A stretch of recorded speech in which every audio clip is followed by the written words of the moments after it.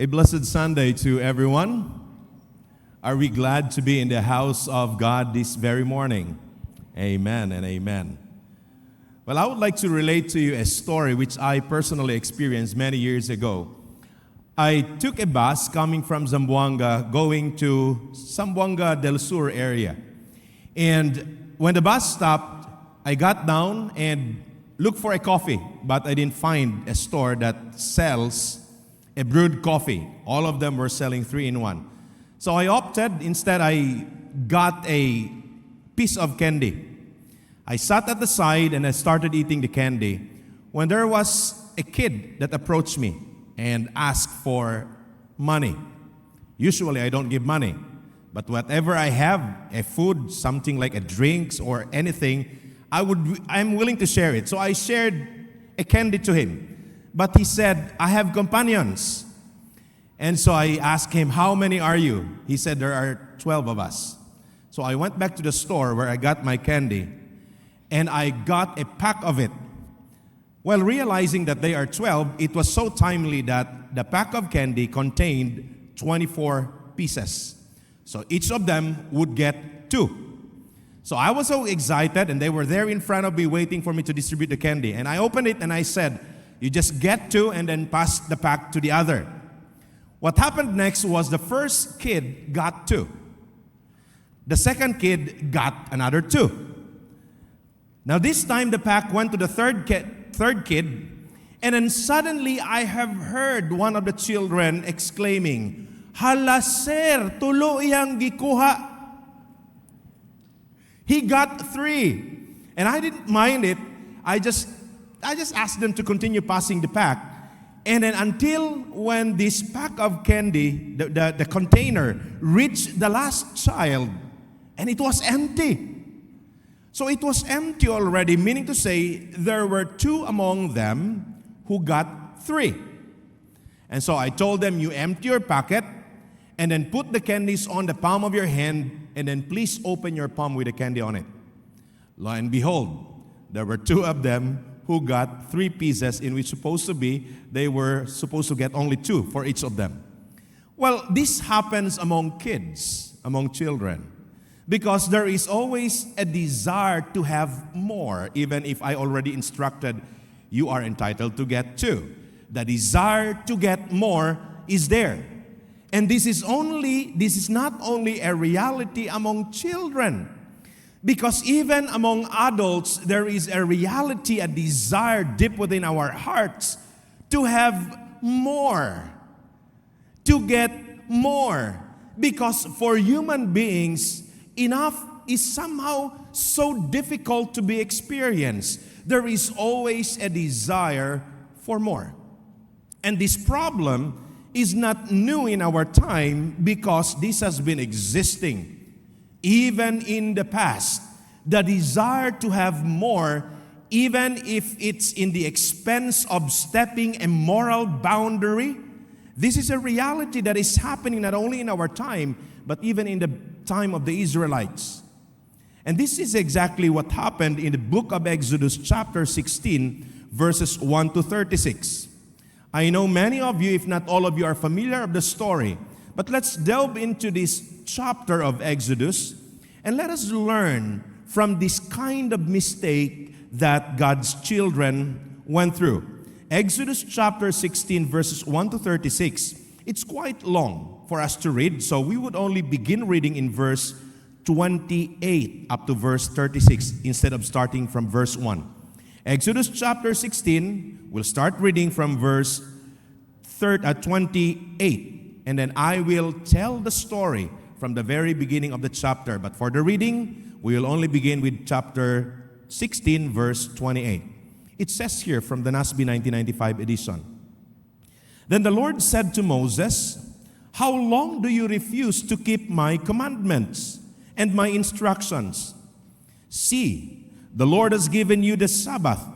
Therefore he gives you bread for 2 days on the 6th day. Remain every man in his place.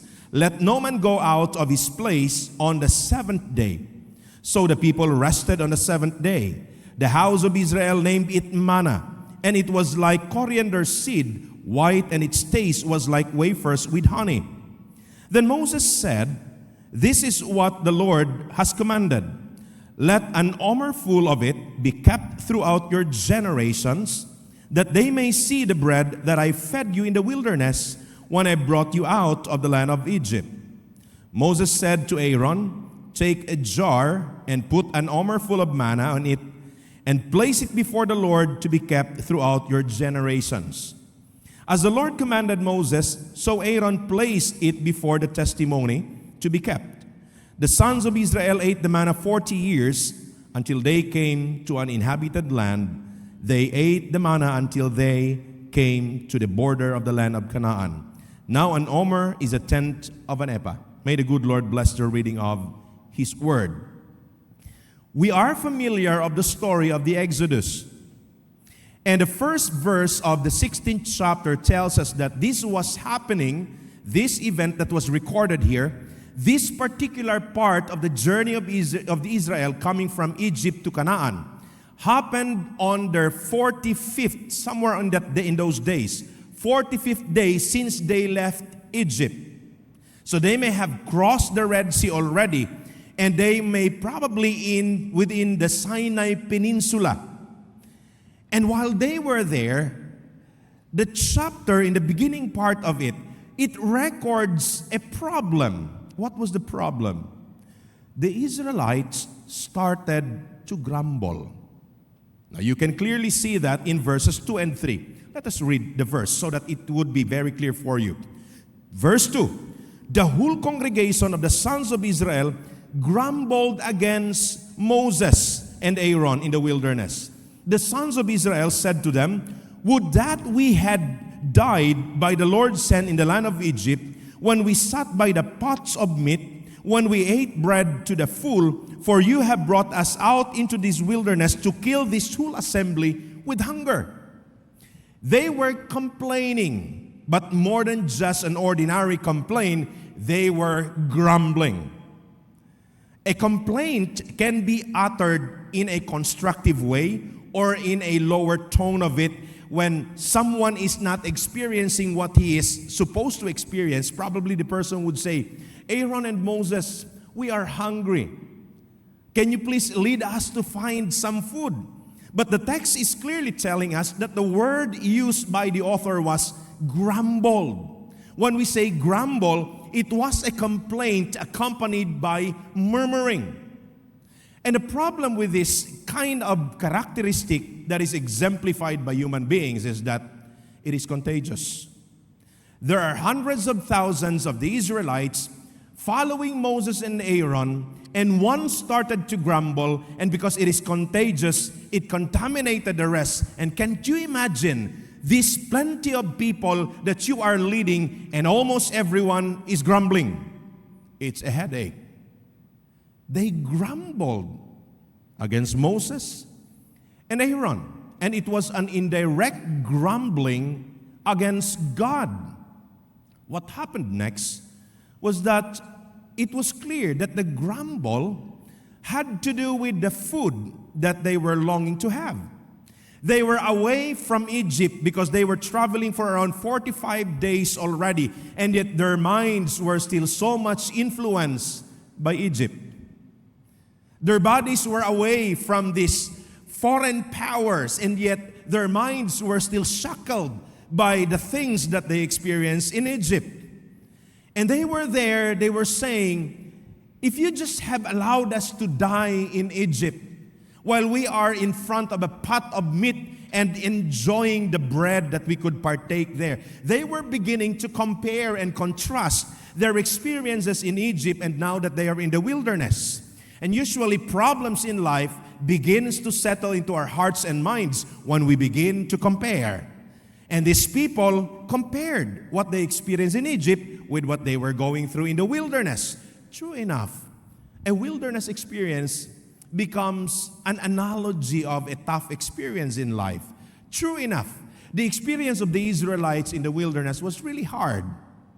And there they go. They went on complaining before Moses and before Aaron that they were eating something not as better as the food that they ate in Egypt when they were there. So Moses and Aaron had this problem. They had to face this issue. As leaders, they needed to respond. And so God responded. Beginning with verse 4 onwards, you could see that God was so gracious, and He exemplified His goodness toward His people who were grumbling. And you know what God said? God told them, Moses and Aaron, tell my people, I will provide bread for them. And not only bread, I'll provide bread for them in the morning. And I'm going to cause the quails to come into the camp, and they could harvest these birds so that they could eat meat. And this is a kind of a different provision, because in Egypt, the Israelites had to work so hard because they lived there for many years. Decades had passed, and they were so acquainted with the kind of life that they were living that you got to work hard so that you will be able to eat and get what you need. But in the wilderness, it was a tough experience, and that here comes the good God offering and giving them something. And they could have all of them just as God would pronounce it for them to have. And so in the morning, they would get manna. In the evening, they will get meat with an instruction. The instruction is this. In the morning, when they would go out of their tent, they would see that their field would be filled with this thin object that they could take and gather to be their food. All they need to do is just gather so that they will have the food to eat within the day. The instruction is that get only, gather only some manna that is enough for you and your household. Enough for you for the day.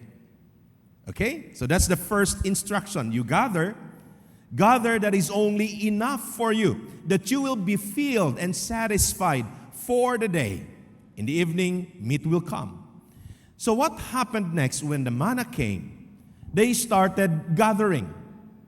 And the text tells us that they did not only gather enough for them. So when they went out of the field, the instruction is that you gather just enough for you to be filled for the day. And yet there is a part in the passage that they gathered more. If you look at verses 17 to 18 of chapter 16, you would read there that some of them gathered more. In fact, some of them gathered less. But those who gathered more and gathered less, when they weighed what they had gathered, amazingly and surprisingly, it became just enough. So some of them violated what was told by God for them to do. Just gather enough. And yet they gathered more. Any external action is just a manifestation of an internal problem. Their act of gathering more was a direct violation of what God told them to do. It was an external action that denotes an internal issue in the heart of the people. And later I'm going to reveal to you what kind of problem that they had. So they gathered. Some of them gathered more than enough. And yet, when it was measured, it became just enough. So they brought this food, this manna, into their tent. And the second instruction in relation to this is that you consume what you have gathered for the day. Why? Because the instruction is that gather some food, manna, that is just enough for you within the day. Meaning to say, you have to enjoy the manna and fill your tummy that you are satisfied with it, and then don't set aside some of it for tomorrow, because tomorrow is another day of blessing. Tomorrow is another day of experiencing the goodness of God. What did they do? Others gathered much more than what they were supposed to gather, and when they entered their tent, they set aside some portion of it, because what were they thinking? They were thinking, I have to leave some so that I would still have more tomorrow. Meaning, some of them did not enjoy, did not fill their tummy. that they were satisfied to that moment. They did not enjoy such a state. Why? Because they were thinking about tomorrow. Now listen very carefully. Don't get me wrong here. The Bible is not advocating about squandering what we have in one day. The idea of a one-day millionaire. That's not the point in the text. Because even in Proverbs, some biblical writers included the analogy of the ant for human beings to be hardworking and begin to set aside in times of abundance so that when there is a time of scarcity, there is something that you could get and to sustain your life. So the Bible is not advocating that you squander everything. But the point of the matter during this moment is that it was a direct violation to what God said to them. God said, gather enough and then fill your tummy, enjoy the blessing, because tomorrow is going to be another day of blessing. God wanted them to trust Him on a daily basis. Sounds familiar? In the book of Matthew, when Jesus Christ followers asked Him about prayer, He said, you pray in this manner. Our Father, who art in heaven, hallowed be your name. Your kingdom come, your will be done on earth as it is in heaven. Give us this day our daily bread. Does He not desire for His children to have a weekly bread? Does He not desire for His children to have a monthly bread, a yearly bread? Well, God is a generous giver. I believe He wants you to have more than enough. But the idea that is conveyed here in relation to the journey of the Israelites coming from Egypt to Canaan is that you got to learn to trust my economy. Because you're thinking in the land of Egypt, you have to work hard, set aside some for tomorrow, because tomorrow is going to be a hard day again.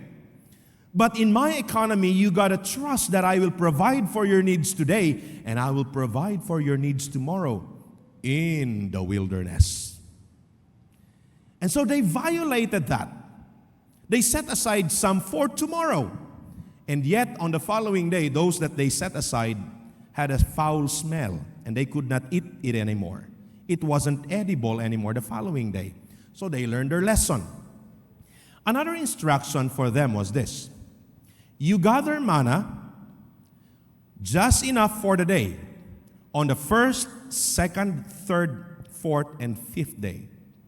But on the sixth day, you have to gather twice as much as you gathered on the first day. Twice as much as you gathered on the second day. Same as on the fourth and fifth. But on the sixth, you have to gather food enough for 2 days. And the reason for such an instruction, on the seventh day, it's a day of rest. It's Shabbat or Shabbat. It's Sabbath day. You shall not work. You shall cease to move physically, and you shall restrict yourself from doing things that you normally do within the other days. It's not just a prohibition of action. As I have said, any external action is related to an internal characteristic. So when God told the Israelites, you shall cease from doing things that you normally do on the seventh day, there is an inner bearing on it. There is an inner reason why such a thing is instituted. If you look at the conversation of Jesus to some legalistic mindset individuals and religious leaders in the New Testament, when He was confronted, why are you getting this stuff or grains from the field during the Sabbath? And Jesus responded to them, man was not made for the Sabbath, but Sabbath was made for men.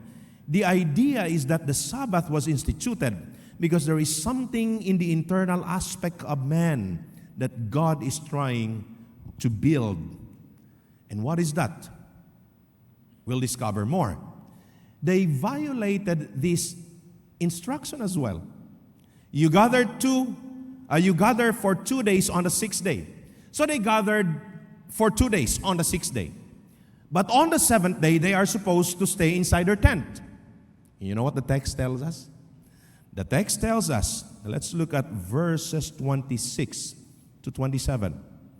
The text tells us these words: 6 days you shall gather, but on the seventh day, the Sabbath, there will be none. What did they do? In verse 27, it came about on the seventh day that some of the people went out to gather, but they found none. The instruction, you gather for 2 days on the sixth day, because on the following day there will be none. It's going to be a day of rest. But still on the seventh day, they went out. This is what I'm trying to tell you from the very beginning. The problem of man with a desire to have more, even if it violates some moral and spiritual standards, has been there existing. You won't be surprised if there are individuals working for the government today, not all, but there are some, who are not saying, I have enough because I am paid enough. Some would work hard with an extra income in a good way. We give credit for those individuals who do that. You have an extra income because you work so hard. But there are some who are willing to engage in transactions that are morally wrong just because they want more. And they are violating some moral standards. That's a big issue. Not only in government sectors, but even in private sectors. And sad to say, even in religious sectors, at some point, this happens. Why? Because the desire for more has been there, and human beings remain to be confronted by this reality. And if we are not careful enough in following the statutes of God, what's going to happen is that we will be succumbed into such kind of practice. And when that happens to us, the desire for more will lead us. And if it leads us and we don't control it, it will lead us to something bad, violating God's moral standards. So it's time to confess to the Lord if you have done this. And if you haven't done this, thank the Lord because you're able to control yourself and ask the Lord to help you maintain such a status. Corruptions are everywhere in our time today. Why? Because the desire for more is still confronting us. And many are willing to violate moral standards just because of the desire for more. The Israelites violated that. God's instruction was clear. You gather only enough for the day for your family. Some of them gathered more than enough. You only gather what is enough and you consume it, enjoy it. Some of them did not enjoy it because some of them set aside so that tomorrow there will be another. They forgot that tomorrow is another day to experience God's blessings and God's goodness. Not many of them, all of them were instructed, you gather as much, 2 times as much as you gathered on the 5th day, because on the 6th day you gathered 2 times, so that on the 7th day you don't have to work. And what happened? They went out on the 7th day, and they wanted to gather more. The desire for more is there. And here is the thing. Because of man's desire to gather more, it hasn't only created the problem of violating moral standards, but because of man's desire to have more, we also violated God's institution of rest. We have violated God's institution of rest. We seldomly people observing proper rest. And while I was meditating on this message, it speaks even to me as well. So this is not only for you. This is for all of us. God instituted rest because there is something in it that He wants us to learn to trust about Him.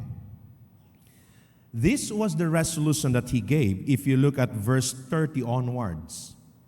After He expressed that He was disappointed of these Israelites coming out of their tent on the 7th day, He gave them the instruction again. You take your rest on the 7th day.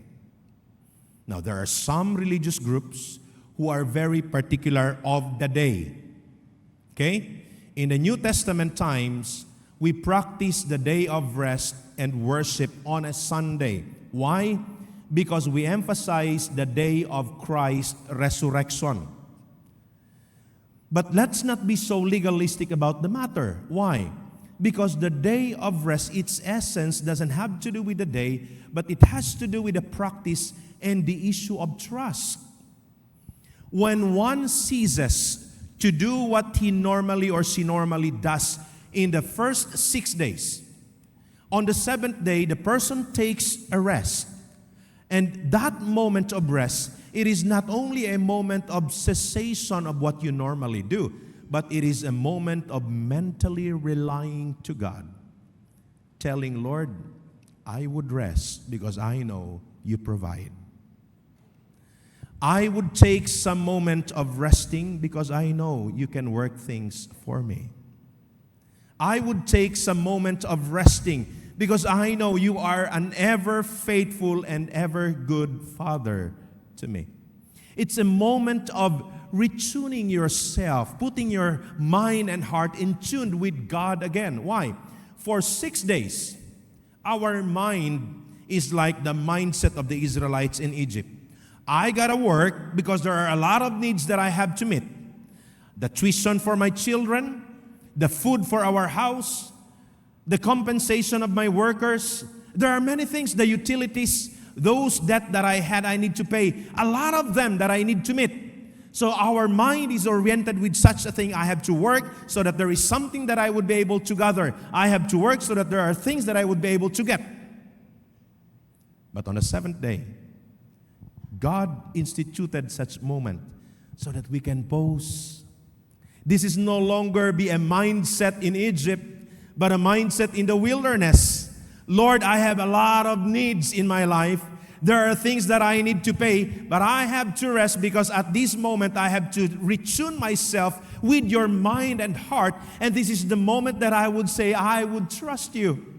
Because as I am resting, I know that my God is working. As I am resting, I know that God is looking after me. I know that God is making ways that are beyond my imagination. I will take some rest.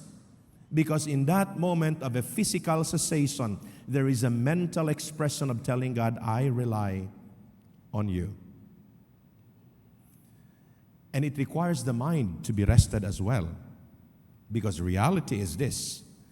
There are many of us who would sit down as if we are resting, but only physically resting. And our minds are so busy. What am I gonna do after I sleep tonight? What am I gonna do tomorrow morning when I wake up? We have planned everything already, and at the end of the day, we have not put ourselves in tune with God again. Why? Because even if we are physically resting, our minds kept on working. When the Bible says, take your rest, it includes your heart, your emotions, it includes your mind. Rest in the goodness of God. You have done so much for the week. Next week, instead of saying is another hard week, next week is another week of God's goodness. And you can only have that kind of perspective when you learn to rest in the goodness of God. This is the kind of mindset and culture and heart that God was trying to develop inside the Israelites. Because as He promised to Abraham, I will bring you into the land which I would promise you to have. I would let you own that land. I will bless you. I will make your name great. And I will make you a blessing to the nations. And how can you be a blessing to the nations if you have the same mindset with them? How will you be a blessing to other nations if you are living with the same kind of culture as they do? It's a different culture. It's a different mindset. It's a different heart. It's a different level of trusting. Take time to rest. Because in that moment, you put yourself in tune with God's heart and mind one more time within the week. And you'll be able to say, Lord, I have done so much within the week. I'll rest my body, my heart, and my mind in your goodness. because next week is another week of your goodness in my life. With that, may we find ourselves following what God has instituted. The sense and the understanding behind it, the spirit of the law, which gives us the time to take some relaxation. Because after all, we cannot finish everything on this planet, even if we die already.